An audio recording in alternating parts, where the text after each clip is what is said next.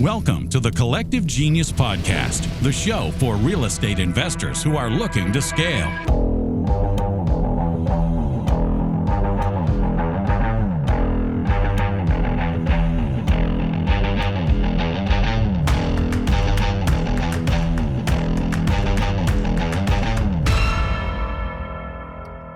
Welcome into the Collective Genius Podcast. Good to have you back this week. We've got another great guest for you. And obviously, the CG Podcast is for real estate investors that want to grow and scale their businesses. As I've said, the last few weeks especially, I've said that, if you know entrepreneurs that are outside of real estate investing, this is a show for them as well, because we're talking about the entrepreneurial journey.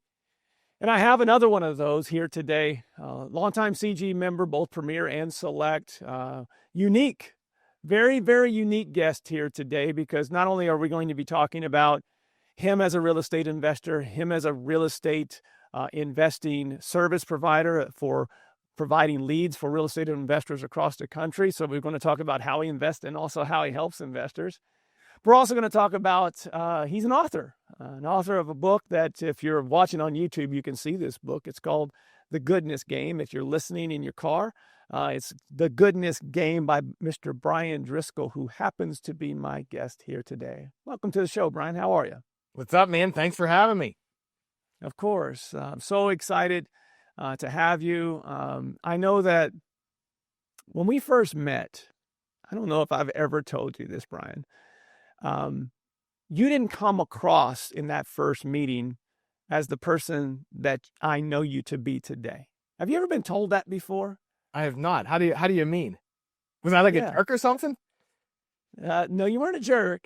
You were very inquisitive to see if I and the Collective Genius was what it sounded like, or what people said it was. Like, you were really grilling me, and I could tell that you were like, all right, this dude's either full of it, or there's no way this community can be as good as he makes it sound. There was something there that I could tell you were grilling me because you weren't quite sure. Is that true? Yeah.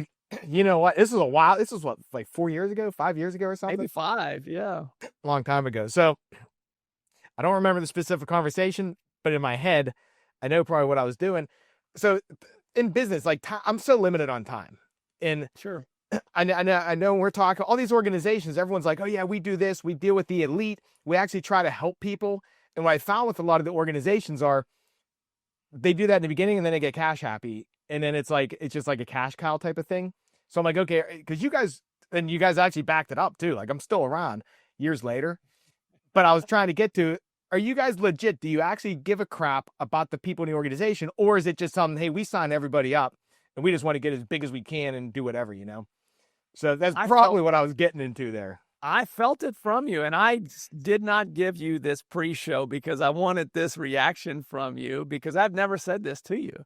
Yeah, I could tell that you were a skeptic, and I felt your energy. I just knew that you were like, all right, there are a lot of things out there that say that they're the best things since sliced bread. And you, as a business owner, I think it's very important for our listeners to understand what you were doing. You were saying, hey, if I'm going to sign up and take my time, my money, my energy, and pour it into this thing, it better be legit. And you were just trying to figure out if I was who I said I was, and if the organization is what you had heard from others, and including at the time a business partner that originally I met that person first and then met you. But I think it's super important that, especially someone that's in the service provider industry, which we'll get to in a second, for real estate investors, I think it's super important that entrepreneurs do their homework, understand what you are signing up with, or what you're signing up for, and whom are you signing up with. I think it's super important. Agreed. Yeah. Well, sorry for grilling you, Leon. No, that dude, I felt it. Like I doing this for a while now, I can always tell when someone's a skeptic.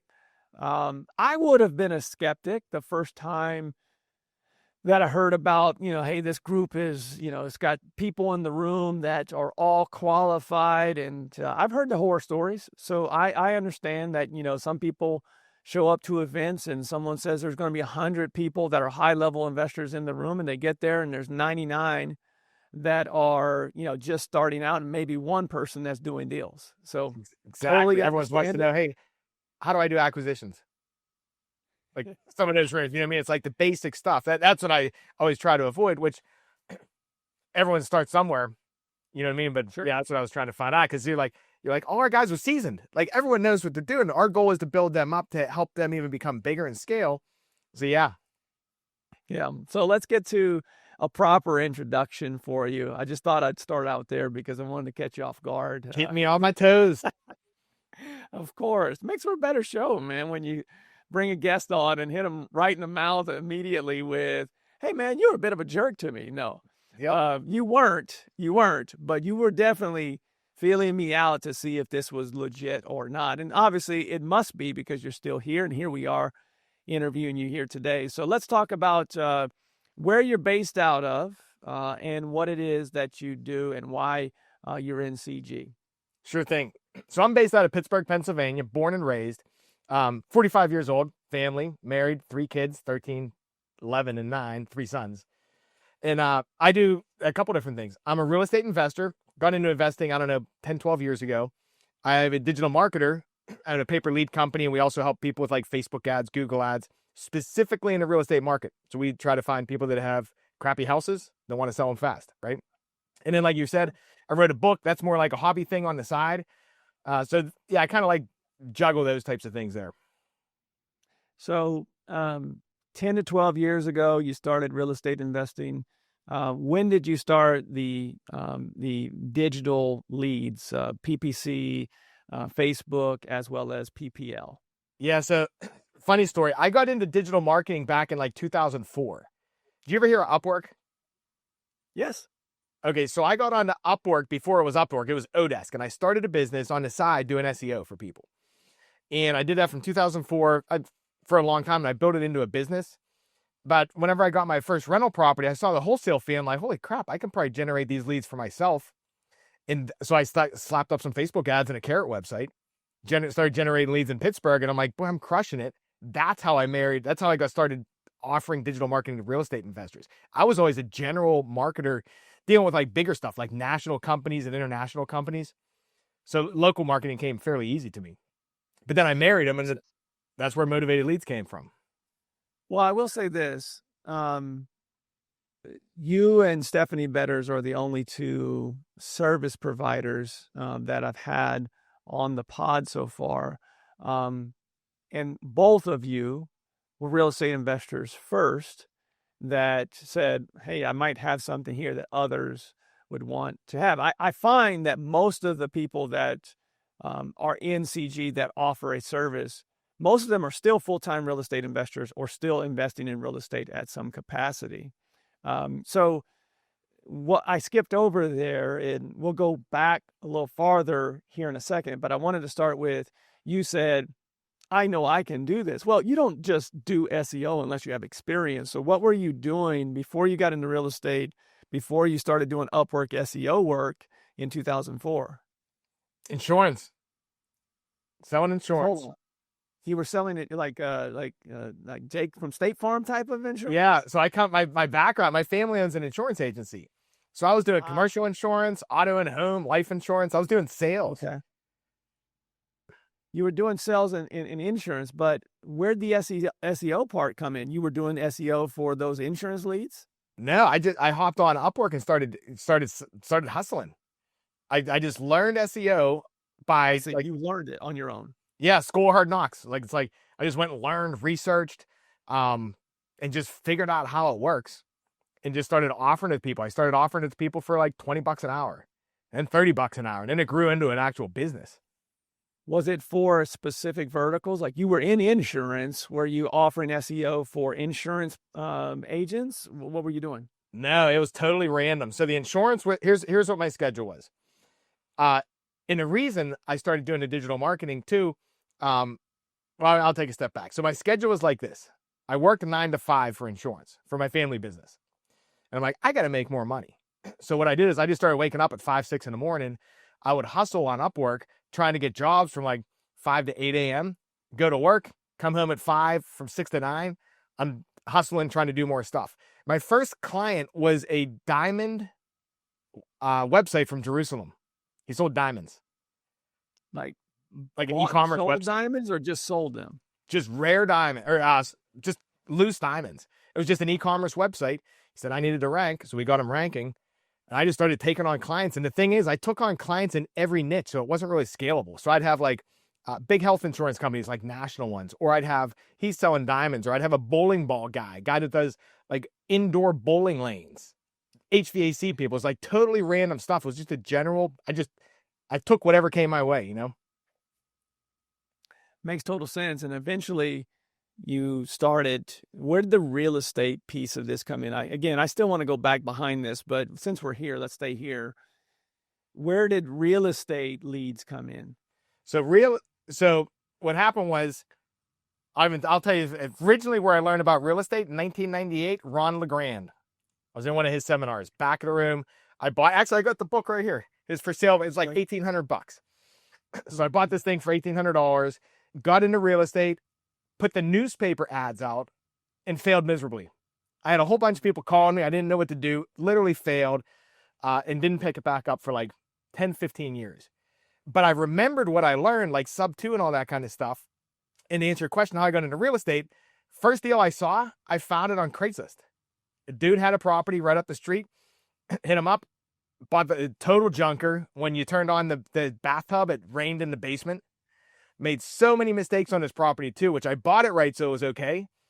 We had to replumb the whole place, re-electric the whole place. We had to do everything. But that's my first deal. That's where I got into real estate. And then I figured out you can get real estate for free if you do the BRRRR method. Like, this was cool. So I just started buying more properties, basically recycling the same money. What year was that when you figured out what the BRRRR method was, which, by the way, I'm sure wasn't called the BRRRR method then because it was coined later, but what year was that? That was probably like, 2012, 2013, somewhere around there. Okay. So maybe 2011. Buying, fixing, rehabbing those houses, refinancing them, and repeating, right? Yep. Yeah, and I found a bank here in Pittsburgh that would let me, I didn't have to hold it for 6 months, like I didn't have to season, and they'd let me pull 100% out as long as it appraised. So it's like I'm literally just getting houses for free. So there's a good note for those that want to hold assets. There's a lot of people listening to this show that are still, wholesaling a ton, rehabbing a ton, but not building long-term wealth. And obviously bank rates aren't what they were a few years back, 3 years ago now. Crazy to think that was 3 years ago, but 3-4 years ago. But what a great hack, especially if you know how to do construction and rehab houses. The BRRRR method is how I built, my portfolio. One that's, once you have very active income, especially for those that are out there wholesaling and flipping a ton, it's a great opportunity there to build a rental portfolio.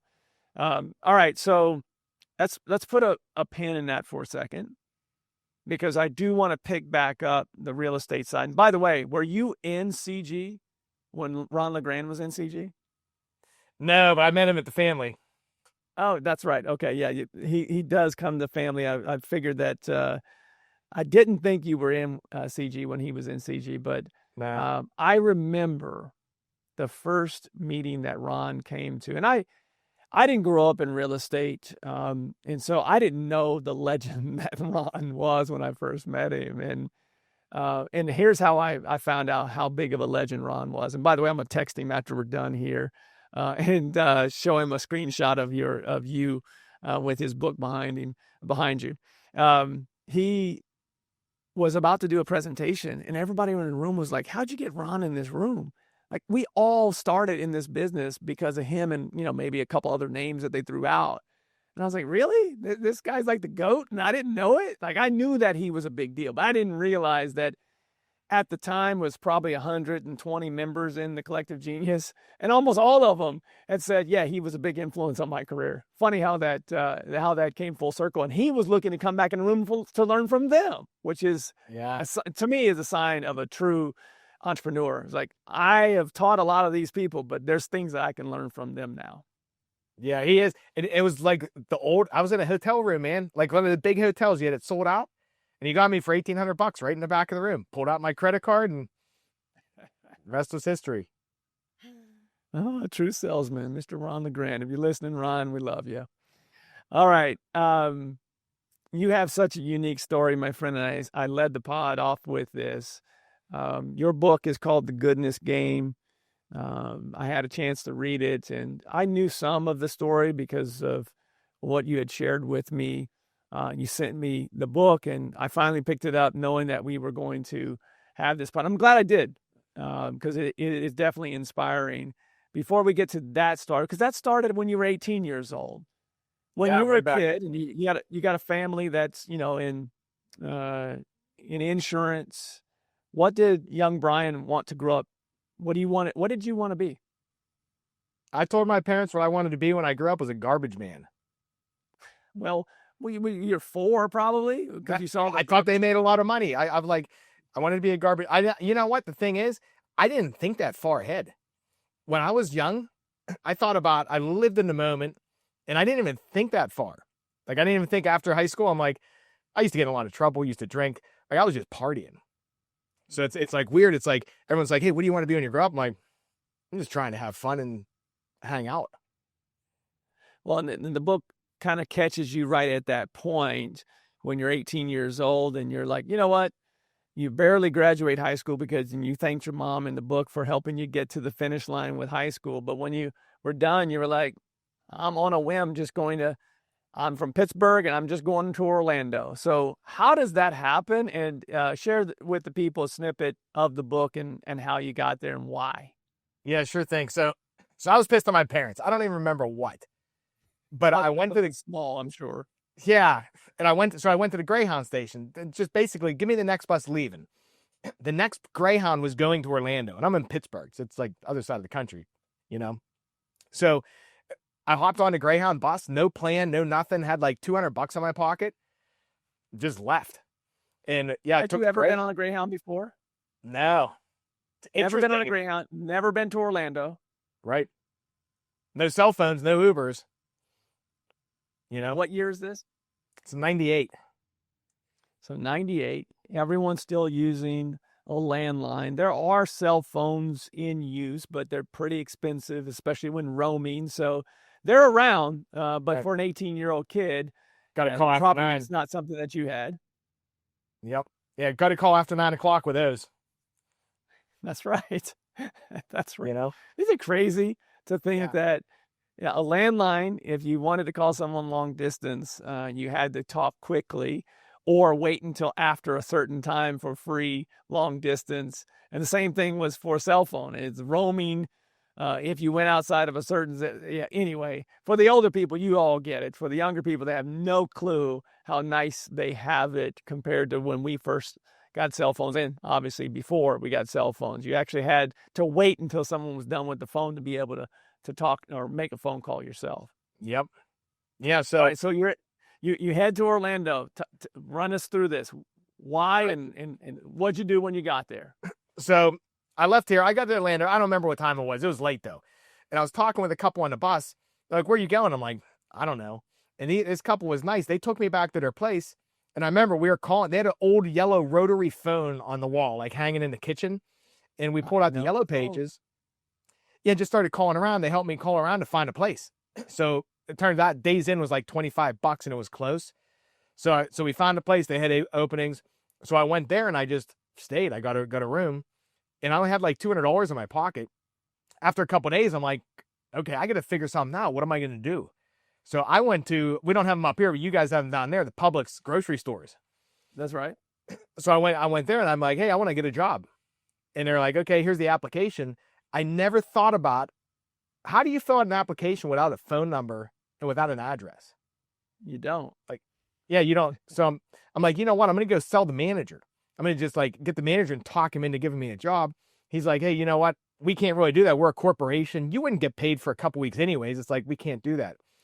So I'm starting to panic here a little bit. I'm like, okay, I'm running out of money. I don't know anybody. So I found this place down there it's like called a job labor pool.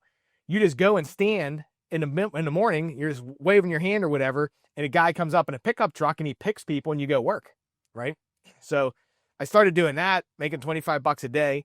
I was carrying scaffolding. They were building a tree, which I'm pretty sure is the Animal Kingdom tree now. As I read your story in the book, it sounded very similar to the Hollywood, or not Hollywood Studios, but Disney's Animal Kingdom, the Tree of Life. That's what it sounds like. Yeah, and that looking back, I don't know for certain, but I know we were building a fake tree and I was carrying scaffolding just across a humongous parking lot. Yeah. So making $25 a day, a hotel costs $25 a day. I'm running out of cash. So my bright idea is I noticed at the Greyhound station, they're open 24 hours a day and there's people sitting around. I'm going to go crash there for the night and just save some money so I can get back on my feet to get some like food money back. Cause you can't make $25 a day and spend 25 on your room, you know? So it's a crappy situation to be in because when your back's against the wall, you got to figure stuff out, you know? That's right. So I start walking to the Greyhound station and some lady pulls up beside me in a black Geo Tracker, just looks at me and she's like, hey, it doesn't look like you belong here.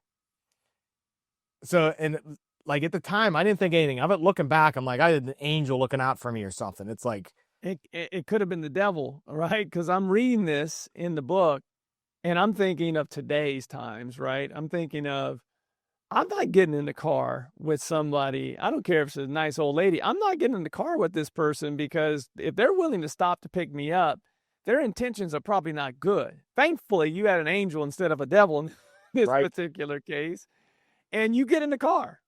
Yeah. And what she did was, it was her and her son. Her son was in the passenger seat. He was like, I don't know how old, but he was an adult. He wasn't a kid. And she took me back to her place, put me up for a couple days, helped me out, got me a job and everything, and spotted me some money. And so it's like, and when I look back at that, I'm like, man, that could have went so freaking sideways. Oh like, my gosh. Like, do you watch Dateline? What's that? Do you ever watch Dateline? No, I try not to watch any of that stuff now because I don't want to. Oh my gosh. Like I watch shows just like that just to avoid those situations. And you put yourself in one of those situations. Thankfully, again, you had the angel that stopped for you because it could have gone really wrong really fast. Yeah, in so many ways. So this lady hooks me up there and she lets me stay with her. I don't even remember her name. I think her son's name was John, but she let me stay with her. She lived like 50 minutes outside Orlando. And all I remember, they had a horse, which was weird because they had like a regular ranch house. They had a humongous cat in like a normal house and a normal family, right? So, and her husband worked for, I think, one of the hotel industries because he got me a job. Might have been Marriott. I don't remember which one. Mm-hmm. So anyways, what happened there was she spotted me. I stayed with them a couple days. Then she spotted me a couple $100 to stay in a hotel when I was getting this job, and they got me a job. Hurricane started in Pompano Beach where my uncle lived. And somehow I connected back with my parents after it's been a couple weeks. That great phone. Right, yeah. So I left and came back. I went to help my uncle and came back to Pittsburgh. So it's like, and I didn't think anything of it. I'm like, okay, whatever. I'm back to Pittsburgh, getting back into trouble and doing stupid things. But I owe this lady money, right? I owed a couple $100 and I just disregarded it and just see ya, thanks, whatever. So and I came back to Pittsburgh and I started working at Comcast, making money, doing sales and everything. And I started making money, but I was focused on now, and I didn't pay her back. Well, first I didn't have money, then I started making money, and it's like, I didn't pay her back. I didn't even think about it. Then it started itching at me. It's like, okay, I need to pay her back. And by that time I lost her contact info. Sure. You know, so that's kind of the initial story there. So I saw the movie Pay It Forward. I don't remember, at some point back then. And I'm like, you know what? That makes sense. And I was guilty. So I'm like, okay, you know what? If I can't pay her back, I'm just going to help other people. It's going to make me feel better about it. I'm going to help other people. And that's my way to pay her back because I have no way to pay her back because I don't know who she is. So that's what happened like way back then. Brian, that come from at the time you're what, probably 22, 23 years old when you decide this? Yeah. Say you're in your young 20s, like what made you, like, you could have just forgotten about it. It was $300 or whatever the money was, right? It wasn't a ton of money. You could have easily said, oh, I'm just so thankful for that. But you said, no, I'm going to do something about it. Where did that come from? Was that instilled in you by your parents, or is this something that you just knew was the right thing to do? That's a good question. I don't know. I don't like being in debt. I know that. I like paying people back. And especially when people do something nice for you, I don't like taking advantage. Yeah. So probably my parents. It has to be instilled from somewhere, because not wanting to be in debt is something that is, in my opinion, is a learned behavior. That's something that someone told you early on, like, you owe people, you pay people. Like, that's, for me, I don't ever want to owe someone, because I knew people that didn't pay people back. And, to me, those were like the lowest of the low. And so I didn't want to be that type of person, but that was a learned behavior. I didn't learn that on my own. And that's why I resonate so much with this story, because it's it's why you fit so well in this community, is you pay everything forward and don't expect anything in return. And for those that listen to the pod or are members of this organization, you understand that our culture is all about go-giving, is that you're going to receive benefit from being in the group, so you have to bring value. And if you bring value, you'll get more than you ever asked for, because you bring value. If we all lived our lives like that, our country and our world would be a much better place. I know that sounds kumbaya, but it's the reality of when I give the most is when I feel the best about myself. And you talk about that in the book. So you actually, to take this one step, and we'll go a little bit deeper with this, to take this one step further, you actually did something about it. You drive 8 hours to Chicago after posting something on Craigslist that you just want to come and help people. Again, very random. Craigslist, you post, and people take you up on this. People say, this isn't a serial killer posting on Craigslist. This is actually somebody that I trust that'll come and help me. Tell people the story. Yeah, so I'm a data guy. Like, I'm like, I got to prove things. So I'm like, okay, everyone says you can make a difference in the world. It's the small things that make a difference. So I was sitting one night and I got an idea. I'm like, I wonder if I picked a random city, said, I'll come to the city and help you out. I don't want anything in return. I just want you to pay it forward. I wonder if that would actually create a trickle. Like, if you could see the positive, like dominoes falling down, right? Sure. So I remember it was late one night and my brain's racing, and I hop on a computer and I picked Chicago, just a random city. Like, I took my mouse and like scrolled it around the screen. Chicago is the one. So I post this post up. It says, hey, I'm going to come to your city, help you out. Don't want anything in return. And then I go to bed. I wake up in the morning, I get a bunch of emails. Some of them are weird, like just weird stuff. Some of them are like, hey, you know what? That's really cool if this is legit. But then there were some people that actually wanted help. And I wasn't planning on following through on anything. I just like wanted to see first what would happen. Like, if I put this up, do people reply? So then they replied, and I saw legit things. And I'm like one guy needed a ride to go pick up a car or a truck he just bought. One lady needed just a hand taking down a swing set she got for free. One dude needed a car battery. He didn't have any money, and he needed a car battery. One guy was demoing a bathroom for someone. He's like, yeah, if you want, give me a hand. And one guy needed, he's like, he worked at a homeless shelter. He's like, yeah, if you got extra clothes. So I'm like, I can do this stuff. Like, it's small stuff. It's not like I got to spend 20 grand or something, which I didn't have any money. So I'm like, screw it. I took a road trip. So I went up, did it, documented on an old school camcorder, drove around, met these people. It was weird. The first guy, I was thinking, wonder if he's a serial killer. I'm sitting outside. I remember sitting outside the house waiting for him, because you don't know. You know what I mean? Right. He could think I'm freaking weirdo, which I was being weird. I'm driving to their city, but there's two things there, right? They think you're a weirdo, and you probably think they're a weirdo, but you're doing something that actually follows through. Right. So I pick up this guy. His name was Mike. We drive like 40 minutes, go pick up his truck, and he was super grateful. And the interesting thing was, he helped me the next day with the lady that we tore down the swing set, take it to her new house. So I'm like, okay, number one, that would have never happened. Like, that's just like a small proof. So I'm like, okay, that proves that small things can make a difference. But then I came home and I put it together on Windows Movie Maker, made a small video. And I slapped it on YouTube, and it went viral. I'm like, and people are commenting like, hey, you know what? This inspired me, this and that. And I did it anonymously. I didn't put my name or anything on it. Primarily because like not like some grandiose reason or anything. I wanted people to watch it and not visualize like he can do it because he's a single white kid, or he can do it because of this, or he doesn't have a family. I'm like, if you don't have a person behind it, people can't visualize. They can possibly think about it from their point of view versus why they can't do stuff. Sure. So it went viral. People were like, hey, you know what? That inspired me, da-da-da. And then reporters started hitting me up. And I had a couple of reporters, and they're like, hey, we want to do a story on you. I'm like, that's cool, except I do it anonymous. Like, we can do the story, do it anonymous. They said, we can't do that. So I didn't do it. And some girl named Gabrielle from the Windy Citizen hit me up. And she's like, I told her the same thing. She's like, let me check with my editor. She checked with the editor, and they're like, you know what? If we can call the people you said that you engaged with up there and prove it, like if it's legit, we'll do the story.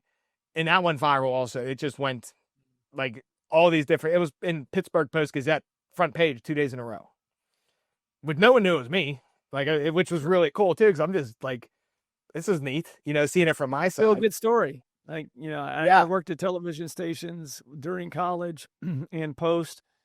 With so many bad stories out there, you're always looking to end the newscast with, you know, fluff story is, you know, for lack of a better term, and something that's good in the world. And this is a perfect example. We were always at the assignment desk. We were always looking for these type of stories to end the newscast with, or even sometimes lead the newscast with, especially when you knew you had bad news to follow it up with.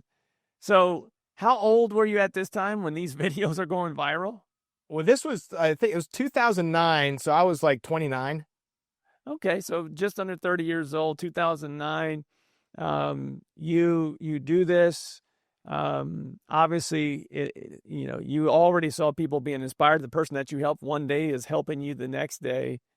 Now, obviously, the book kind of ends on that, you know, of you doing that and paying it forward.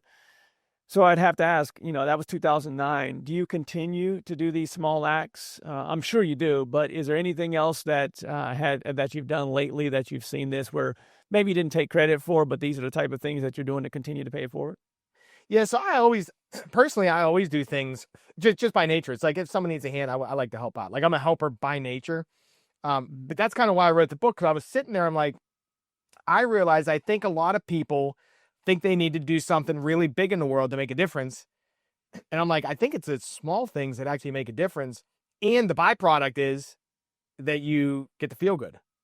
Yeah. So I broke it down. I'm like, okay, why do I like to help some people and not others? And you read Buy Back Your Time, right? Dan Martell? Yes. Love it. Yeah, Medley was telling me about that too a while ago. Buy Back Your Time, the energy audit. So I was sitting there thinking, I'm like, I use that in business. Maybe that works here too. So I started thinking, what types of things give me energy when I try to help people? What things don't? It's like, I don't want to clean my house. I'm not the dude to call change your brakes. I'm the guy if you want to brainstorm business ideas or you need money, stuff like that.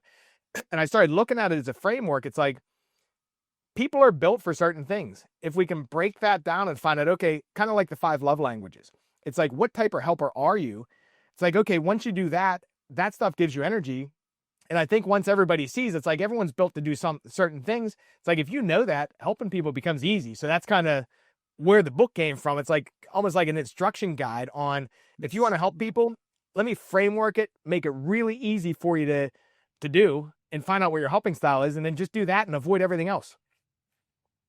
The book is called The Goodness Game. It's by Bryan. The subtitle is Make the World a Better Place and Feel Awesome While Doing It. I know there are a lot of you out there that struggle with, you know, being an entrepreneur. You're always on the go. You're always hustling, and there are times where you feel all alone. You know, I can tell you that when I'm happiest is generally when I am helping others and seeing other people smile. And it doesn't have to be a drain. We do this exercise throughout the Collective Genius. Shout out to Sharper Business with Gary Harper and Susan Harper. We always talk about elevate and delegate. You know, these things that do not fill your cup, delegate those out. But the things that fill your cup, lean into those. And there's a lot of people that have a lot of special skills that love doing those type of things. Like, I'm not the person that loves working in the yard. I know people that love mowing their lawn every weekend and be meticulous about it. And that brings them joy and then bring me joy. So I'm not going to be volunteering to help anybody mow lawns anytime soon. But there are a lot of things that I enjoy. I volunteer to coach basketball and to mentor youth because I enjoy basketball and I enjoy teaching, right? Those are things that everyone can do and feel better about yourself and while doing all of it. And there's time. We make time for the things that are important. And I think this is one that I wanted to make sure that we shared out of the gates, the goodness game. And it is, if you see the cover of the book, it looks like, for those that are listening just to the audio, it is a white book with orange and yellow, and it looks like a board game. So it's called The Goodness Game because he walks you through exactly how to perform and find what you love doing the most and give the most back. So thank you for that. Yes. This is a real estate investing entrepreneur show, so I'd be remiss if we didn't talk about your real estate investing and how you help real estate investors across the country as well. So let's start with, you transition out of insurance, your BRRRR strategy, and your landlord. When did you ever make the transition to flipping those houses to sell them or wholesaling or any of that before we move on into motivated leads? Nope, I just buy and hold. I learned that I'm not a good landlord. I rent to crappy people. So I learned to get a property manager. So you learn your weaknesses there too. But I did experience that, trashed houses, all the people giving you the sob stories, renting to bad people. Yeah, but I only invest in one zip code too. I made it very, right in my backyard, and I buy and just hold properties. Mm-hmm. So at some point though, even with buying and holding, you have to have some active income. Were you still doing insurance at the time? Doing insurance at the time, and the digital marketing was on the side. That was like, insurance paid my bills. Digital marketing was the money I used for real estate. That's where I came up with my real estate money. At first one. At some point, though, you say, hey, I have something here that I could potentially have as a service for others. When did that transition, like you leave insurance and start selling digital leads for real estate investors? Yeah, so first it started, I'm generating leads for myself, and I only want to buy in Bethel Park, my one zip code. So I started hitting up the investors in Pittsburgh. I'm like, hey guys, I got all these leads in other areas. I don't want them. Let's JV. So I started finding people. I would JV with them and it failed, didn't work. But then I hooked up with a couple guys. Actually, one of them's in Collective Genius, Dustin Singer. Hooked up with Dustin, started sending him leads. He knows how to close and it worked really well. I'm like, you know what? This makes sense. So I'm buying houses in my zip code. All the extra leads are going to him. I'm recouping my marketing dollars, making a couple bucks, not getting rich or anything. But I'm like, this model makes sense here. And that's when I started looking. It's like, okay, people will pay me to do this. And it's easier than doing national marketing because investors don't invest outside their city primarily. You know what I mean? So you're only marketing to small areas. And that's when I started offering it to people. So you've got someone in your backyard that is you're JVing with, and especially on leads that you don't want. How did you get the first investor outside of Pittsburgh? Facebook ads. Okay. Started running ads. I'm like, me and my ex-business partner Chad, we both threw $2,000 in a kitty. We're like, we're gonna throw some money at this. Put a landing page up. Started running ads to see if we could find people that had a need, and that's where they came from. Just do digital marketing to find clients. Was the strategy what we now know as pay per lead, or was it Facebook ads, PPC ads? What was the strategy out of the gates? Facebook and Google pay per click. Okay. And SEO, custom marketing. Got it. It wasn't pay per lead. No, I switched to pay per lead because of a CG event. I thought I knew that answer, but I wanted to confirm. You didn't offer pay per lead until you came into the Collective Genius. Correct. So what made that transition? It was my first presentation. I was green. I was in Frank's room. Everyone was bombarding me. Like, you know how aggressive sometimes it is, especially new guys. And I'm like, gave my presentation, and I'm a marketing company. People don't want to hear data and stuff, and I'm up here talking about data and this and that. And at the end, whenever everyone's talking like, okay, how can we help? What's your give and take, things like that. I just asked everyone, like, what are you guys looking for? Because what I noticed was real estate investors on the custom marketing side switch companies a lot. I'm like, why do you guys do that? What are you looking for? And 3 or 4 people told me, they're like, I don't want to pay a monthly fee. I just want to get deals and leads. So that's when I thought, I'm like, you know what? Pay-per lead makes sense because it's just a clear KPI. And that's when I started offering the pay-per lead side because of that room. I don't remember who said it in the room. I remember I was like sweating, like under the fire. And I'm like, what do you guys want? Like, what's everybody want? What are the pains? Yeah. And the cool thing is most people don't tell you. In those rooms, they do. You know what I mean? Yeah. So it's like super transparent. It's like, hey, here's what it is. Here's what we're looking for. And that's when I started offering the service. So that was almost 5 years ago. What has, if any, what has changed from what you have found investors want from that day when you switched that model or offered that model of PPL? Has anything changed between between then and now? Yeah. So there weren't many pay-per lead providers when I started. There's a lot now. Basically, everybody that's investing wants deals, and they want to talk to the least amount of people as possible to get the deal. So I've found it's mainly quality of leads is what's most important to people, and what's the cost per deal? How many leads do we need to talk to? Like, do I need to talk to 100 people or 10 people? And it all comes down to, hey, is this profitable? Because if it's profitable, most investors, myself included, it's like, okay, I have an unlimited budget if I have a return. But that's what I've seen. Pay-per lead has changed though because it's a convoluted space now. People look at pay-per lead like a source. Like, it's not Google ads or Facebook ads. Pay-per lead is whatever leads that company is trying to sell you. So it's like, it gets a bad rep. But to answer your question, my opinion, investors, myself included, just want deals with a return and to spend and do it efficiently. So when we first talked, obviously we talked about this earlier, you were grilling me on, hey, is this legit? You're just your real estate investor hat on, and you mentioned there's several providers more so than before with PPL or even digital leads in general.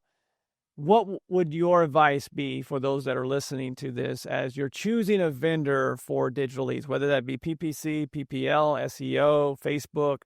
How would you, as an investor, grill while talking to a provider? What would you say? Yeah, so first thing I would think is, it's like, do I want to pay with sweat or money? Because it depends on where you're at in your career, what you can pay with, right?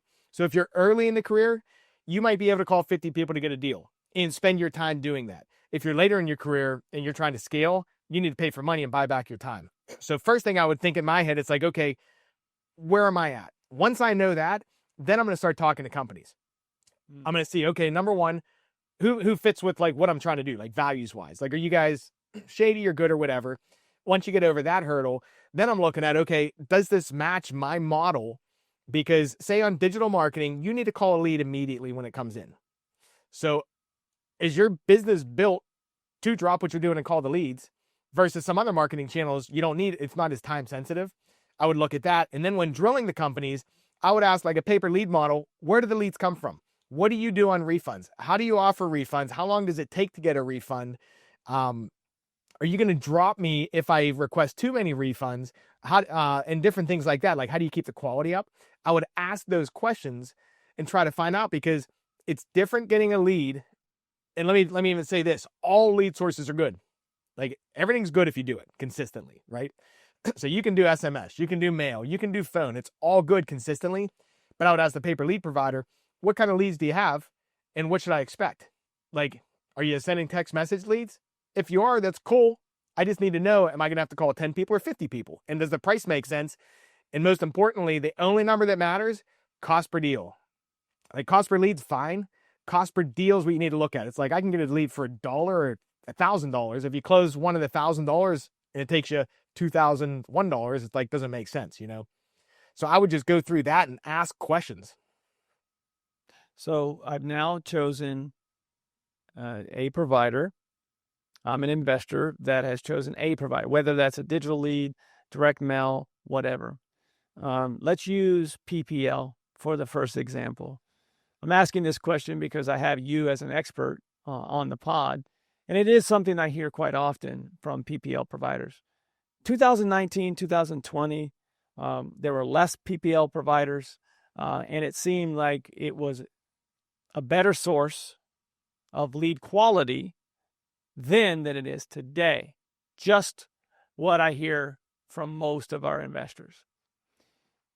Nothing stays the same. And to your point, I say this often on this pod. All marketing for real estate investors works. What level it works at is ultimately dependent upon a couple different things. The provider, your ability to answer phones live. There's a multitude of factors. But whether they give you a 3x or a 10x return ultimately depends upon the channel, what channel you are actually using. So I'm a real estate investor that is now signed up for PPL. Today, 2025, what should I be doing to maximize those leads so you as a provider provide your service and I close as many of those as possible? Because I think that often, I know this is long-winded, but I want to get to this particular point. Often you as the provider get the bad rep.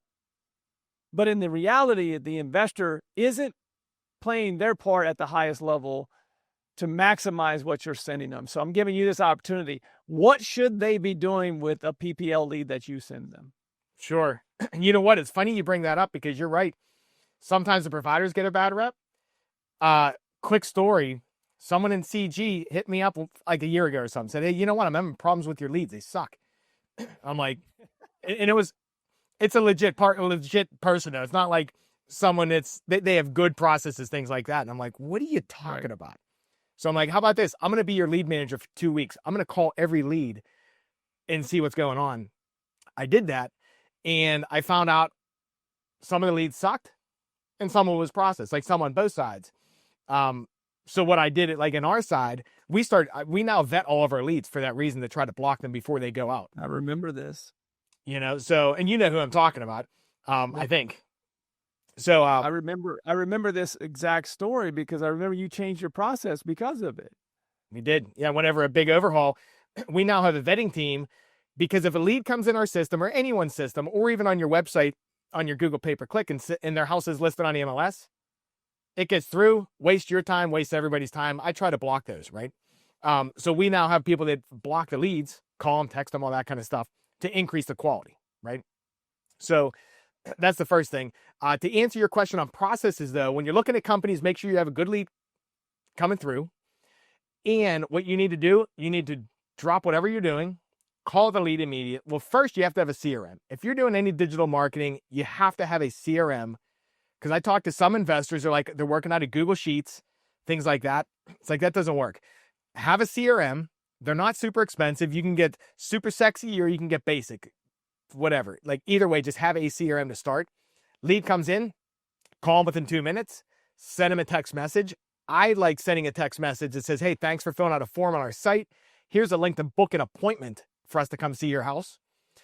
And the reason I like that, especially with Google pay-per-click and like channels like that, you pull them away from Google so they're not filling out your competition.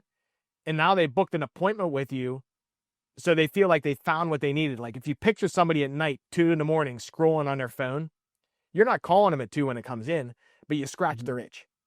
So those two things are the speed there, right? So call them quick, send a text, try to book an appointment. You don't have to go on the appointment. You're still going to call and follow up, but you're just scratching their itch basically. After that, you got to follow up too. That's where the CRM comes back, and you have to have good processes there too. You don't just call a lead once. A lot of times people need follow up, or someone fills out a form and they're on a toilet. They're not going to answer the phone. Then they get busy. You know what I mean? So you have to have good follow-ups there also. I think the average touch point to get a deal is like 12 touches. So make sure to have that also in all channels. But if you do that consistently, speed number one.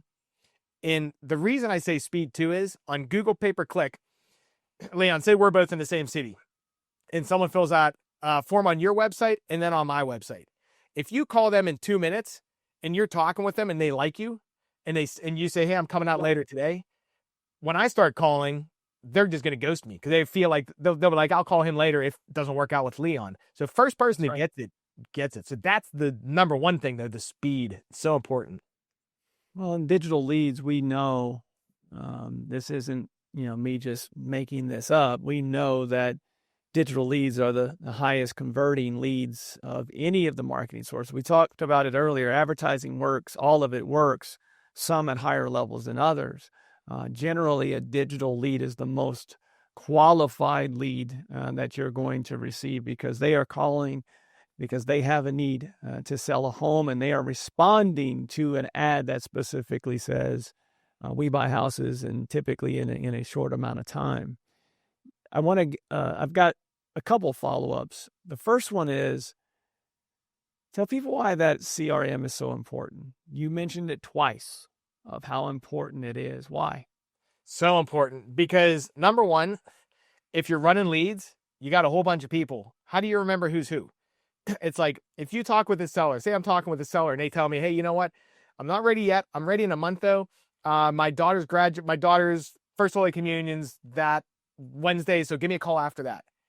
If I call you back and I'm like, hey, Leon, you know what? I just following up. I know you said your daughter's first Holy Communion was this week. So wait to call you after that. Number one, having those notes when you call people back and showing them you give a crap is important with the connection part, right? Second thing is staying in front of people and keeping things organized. It's like, once you start scaling, you might have 500 or 1,000 leads in your database. You can't call them all, but the older ones, you can send a text message and an email. You can automate that and stay in front of those people. The longer the lead stays in there, the lower the likelihood of a conversion is, but there are deals in your pipeline currently. I talked to people, they closed deals from like 2.5 years ago. So having that consistent follow-up and just staying in front of them. Hey, by the way, I was just touching base. Didn't know if you sold your house yet or not. And then the organization on just doing what you say. So it's like, if I say, I'm going to call you back in 3 weeks, I can make a task. I get to now forget about it. And 3 weeks later, the system reminds me to keep my promise. Yeah. It's like, okay, hey, remember you said call me back in 3 weeks, and here's all the notes that I can remember why. It's the first step to professionalism. You're taking that next step. Google Sheets, you can run a business, but this is taking that next level of professionalism where you are actually responding to people and following up. The average sale, as you mentioned, generally is in that across all industries is 7 follow-ups, but in real estate it's more, especially now today because there's more competition and you want to separate yourself. Those little things, those little details surely matter.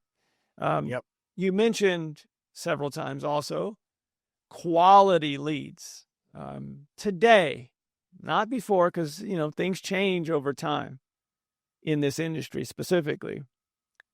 What constitutes a quality lead in your mind? So I look at a quality lead as somebody that wants to sell their house and has a problem, right? A lot of people want to sell their house. A lot of people say someone's house is listed on the market and it's not selling. That's not a quality lead. That means they're asking for too much money, right? So that's not a quality lead in our space as a real estate investor. And that's also why it's important that when you're working with a marketing company that understands real estate investing, not real estate too, because there's a difference in what quality would be for each side of it. But I look at quality as somebody that has a problem that has to sell their house, inherited it, hoarded, whatever it is. And that's what I would call quality. Basically the four motivators, right? They got to have like 1 or 2 or 3 of them, right? Sure. But that's basically it. And then when you're dealing with them, one thing a little bit on the side, have empathy for these people. These people have problems. It's like, they're not a number. It's like you're dealing with someone that's going through foreclosure. That father is not feeling good about himself, like he's losing his house. It's like, so have empathy and then try to be a problem solver. So not really guys in CG, but the other guys I talked to, especially the green ones, it's just numbers. And it's like, these are real people. And it's really cool when you got multiple dispos because you can go in and just have a conversation. It's like, hey, what's your problem? Let me figure it out and let me find a solution. Maybe I'm novating, maybe a sub 2, maybe I'm flipping, or maybe I'm wholesaling. If you can put yourself in that situation, partner up with an agent if you want to list, if you're not licensed, then it's like, okay, I can help you. Let's figure out how I can help you out, fix your problem. It's not like you're in a corner and it's like, oh, I can only wholesale and do 70% ARV, Sure. become a problem solver. You can't solve all problems, but you can definitely, have more than one strategy to be able to solve. What I love about this business, and I know that at times real estate investing can get a bad rep, and why you see more legislation. I understand there are always bad actors in any field, but the true investors are always looking to solve problems that no one else can solve, and we are that industry. I heard this, or actually read this, on a Collective Genius Facebook group, and I don't remember if it was in our premier level or our select level, but I thought it was an interesting approach and want to get your take on it. It was about PPL, and it was a list of PPL providers and who's good and who's not, and your name obviously was on there as one of the good ones. And I read, I thought this was so smart. And he said that, today we treat PPL leads like cold call leads, meaning that they are in our CRM. And even if we expect that when they come in, we don't anticipate that we're going to get them on the phone on the first try. We don't anticipate that they're going to respond to our text message. Just because we have paid for that lead, they may have raised their hand, but they may have things going on in their life. And so therefore, it's more qualified than a cold lead. But we still treat it as a cold lead because they may have filled out that form, as you said, at 2 a.m. and totally forgot about it and moved on to the next thing. What is your response to that? It depends how much it costs. So I would say it depends on if you're getting a paper lead for $50. I could see it. Well, regardless, follow up with them like you're cold calling anyways. But I would say the higher, we're probably the most expensive one out there, by the way, in price wise. But like the higher the price, I would expect the quality should increase. So they should know that you're calling. But also at the low price, that's what I'm saying. PPL is not a source. So call them regardless. But I would have expectations though that you're getting what you're paying for. You know what I mean? But also hound them. Like somebody raises their hand, they want to sell. Like think about say someone inherits a home. They don't even know cash buyers exist. Maybe they just Googled, how do I sell my house fast? So they fill it out. They're just in information mode thinking they're going to get a price or something at the end. It's like that person's not ready, but they need to sell in a couple months because they can't afford the utilities and things. They're just wrapping their head around their family member has passed away. You do have to cold call them and stay on them, So I don't know if that answers your question, what you're asking. No, it does. It does. And here's why it's a great response. Because I hadn't factored in the cost of the lead. And if you are, in your particular case, you are qualifying these leads, and so therefore they're a little more expensive, you should still obviously follow up. The fortune is there. But you should definitely hold the lead provider accountable if, they are expensive leads or more expensive than the $50 and $75 as you mentioned before. Right. You know what? With that being said, though, 6 out of 10 leads are going to be no good. Like you got to know when you're playing this game, you're going to get people that want too much money. You're going to get people that tell you they don't even know what you're talking about. They typed in the wrong number or whatever. So it's still a numbers game. You got to run the numbers. 6 out of 10 leads, you're not going to do anything with. 4 might be deals you want. You lock down one of them, something like that. I'm so glad you shared that because that's what people want to know. Is like, I think all of us want to know, what are my proper expectations? Because when proper expectations are not set, people get upset because they anticipate that it's going to be better than maybe, or in their mind, it was going to be better because they were paying for a lead. I do have something to add to that. When it comes to, pay-per lead in general, what's the strategy that you feel works the best? A shotgun approach or laser focus, like you were in your backyard? Obviously, some people, I'm just talking to the person just starting out, not necessarily the person that knows, they're in multiple counties and things like that. Just starting out, get in your backyard. There's some gurus out there that will say, go for national leads and you can do them virtual because they're really cheap. I may know 1 or 2 that can actually do like global scale like that. Most people can't because you can lock it up, but you can't close. Like the deal just gets lost somewhere. So if you're just starting out, start in your backyard. You know the market. You can deal with it. You can drive there. You can meet the people. Definitely in your backyard. Max out your backyard and then expand as long as you got good systems and processes to handle it. Great advice. Is there a success story that you can share? Not necessarily who it was, but a market, and maybe one that you're like, man, this is someone reached out to me and told me about this particular lead that we got them. And is there any of those that you can name? Yeah, you know what? I got a guy. He's in Phoenix, and yeah, we got him a lead. And actually, I got a bunch of these, but yeah, we got him a lead, and he sent me a video. It's actually on our website after he fixed it up, and he's like, "Hey, thanks so much." I think he netted like $100,000 on a deal or something, and it was one of our leads. And you see them a lot, you know what I mean? Like there was one in Pittsburgh. Actually, Dustin, the guy I know here in Pittsburgh, I'm like, "Hey, dude, next time you get a deal from us, can I go through the house?" Dude, this house it was like I've never been in a hoarder house like this. It had like 2 feet of crap the whole way through the house, but it was like a great deal there too. So there's a lot of diamonds in the rough, you know? Sure. Yeah. You haven't been in enough houses if you haven't seen, 3 feet. Right. Yeah. of hoarder. Did I tell you, speaking of real estate too, did I tell you, I just had a house burn down? You did. You want to share a story? Yeah, sure. So anyone who's first time dealing with this, I deal with rentals, right? I get a phone call and my property manager's like, "Hey, we're just giving you a call. You had a fire."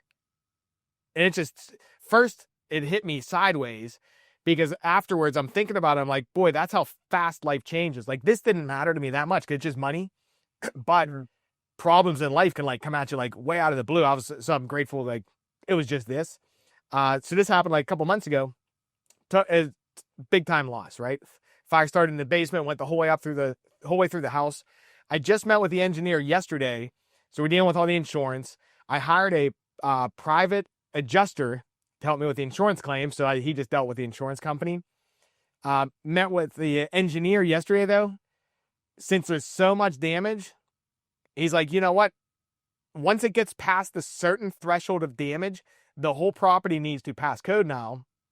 And what I found out was the foundation, we can't even keep the foundation. Like the foundation wouldn't even pass. So just anybody investing, stuff comes at you. Like prepare, have reserves.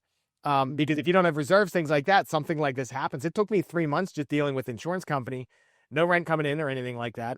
It's like bad things happen. So prepare for that rainy day so that you don't have to like panic when they pop up, you know?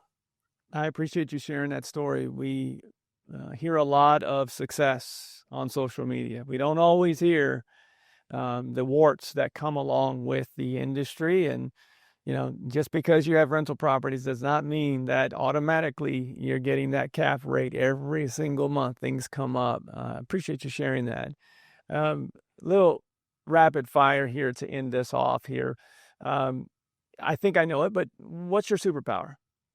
My superpower, I think quick. I like helping. I think my superpower is helping. And you know what? Being curious. I'm always curious about everything. It's like, how do I fix that? Or how do I make something cool? I think curiosity and problem solving. I'll go with that. I say I'm smiling for those that are watching on YouTube. I'm smiling because, the last, I don't know, probably 6 or 7 pods that I've done with CG members, most have been curious and problem solvers, like asking the right questions and solving for X. My son and I were talking about math this morning. I was like, I just love math problems because you can always find a solution. And I'm smiling because there's a theme that runs deep in CG with our members. What about, obviously we shared a lot from your book here, but anything that is odd or unique that no one knows about you? Oh, that no one knows about me. Well, I used to be a big troublemaker. You can say that from the book. Yeah. Unique thing about me, I would say, you know what? A unique thing about me no one knows. Well, I got scars on my head. You've seen them before. Like I got scars, like all come up here. I was born with. I don't ask about scars, but I'm interested now. I was born with a big black birthmark on the top of my head. And my mom talked to the doctor and they're like, "Hey, that could be precancerous." So like one of the ones like could turn into melanoma. Sure. So what they did was, kind of like they do with breast implants, they stuck balloons under my skin I had to go every week and get them filled with saline. I looked like Mickey Mouse. Oh, wow. And to make extra skin on my head, and then they removed it. So looking back there, it's like, wonder what made my mom do that, and could have saved my life there. Like, that's what. How old were you? I was in They did that. 4th grade. Oh my goodness, that had to have been tough in the grade school. Oh yeah, I remember. I always had to wear this pink hat. It was a pink Bart Simpson hat. Because then I had surgery. I had staples all over my head and stuff. Yeah. Yeah, and people were always wondering, like, why are you wearing a hat? Like, we're not allowed to wear hats in school. It's like draws attention to you, Right. Huh. Never knew that. Like I have friends with scars, and I figured in time I will find out what they are. I never ask because you just never know what you're going to open with that. Right. That's interesting. I would have thought that with those scars you had a head injury or something along those lines. I've never heard of a birthmark being that large and having to be removed from the top of a head. Yeah, and it was crazy too. Like I had balloons. Like I looked like Mickey Mouse. Like you could push like this far into them. Yeah, it's crazy. The 4th grade, that would have been tough with kids. But I'm glad, because you can't tell now, obviously. I mean, it's something that's not that noticeable. Right. Thanks for sharing that. Appreciate Stuff like that. I always figure makes you tougher. Yeah, no doubt about it. Scars tell a story and make you who you are, for sure. So you shared The Goodness Game, your book. Obviously, we talked a lot about it today. You talked about Dan Martell's Buy Back Your Time. Is there any other books that you would share, or one that you would share that has changed or really helped you lately? Number one book I would recommend to anyone is Richest Man in Babylon.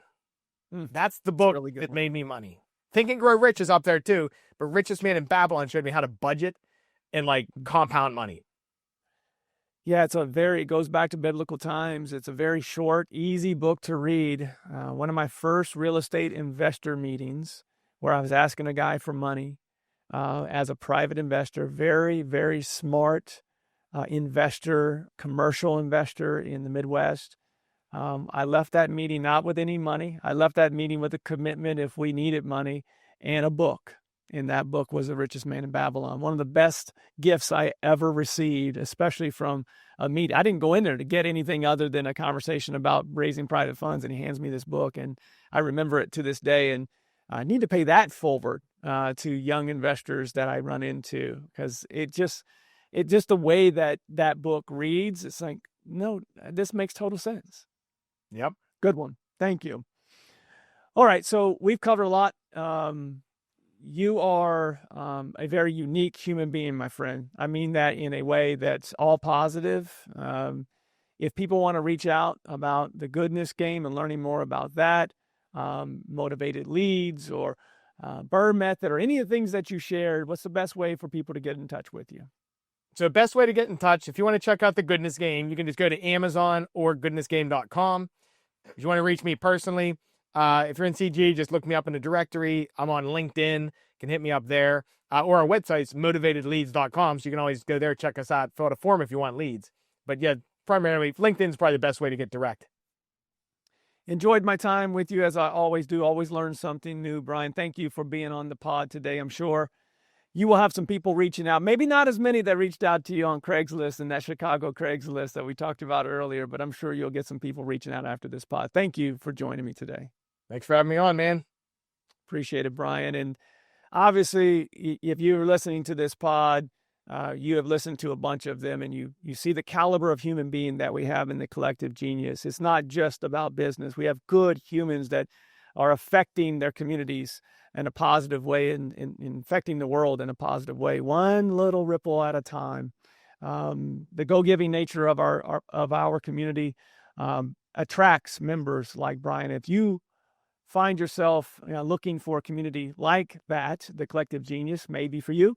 And if so, you can find out more information at thecollectivegenius.com. That's where we have an application, and you can look at all the things there. And if you feel like this would be a community for you, then please fill that out. I'd love to talk to you on the other side. Appreciate you listening to this pod, sharing it, the comments, the likes, all of those things we appreciate, and the kind words that you've been sending to me about these interviews. Hope that we can continue to be a small ripple in this community. We will be back next week with another great Collective Genius member. Hopefully, we will see you then. Take care now. Are you ready to scale your real estate business? Visit thecollectivegenius.com, where real estate investors come to scale. Subscribe to the Collective Genius podcast and hit the bell icon to be notified when our next episode releases. And thanks for listening.